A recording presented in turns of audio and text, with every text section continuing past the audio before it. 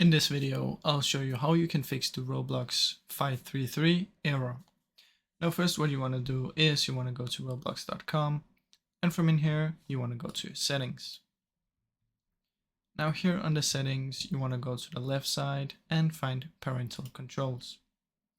Now you want to make sure you're set for all ages. Then what you want to do is head over to privacy and make sure account restrictions are disabled. If they're enabled, you will get, or you can get, the error. Now another thing we're gonna do is we want to go to our desktop. Now here on the desktop, what we want to do is we want to find our Roblox. You can also search for it down here. Then you want to right click on it, go to properties, find compatibility, and check these three. Press apply and press OK.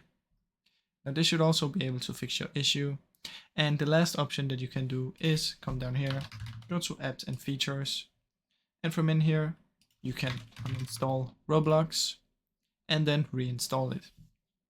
Now one of these three methods should help you, and if they did, please leave a like and subscribe as it helps me out a ton. Thank you so much for watching.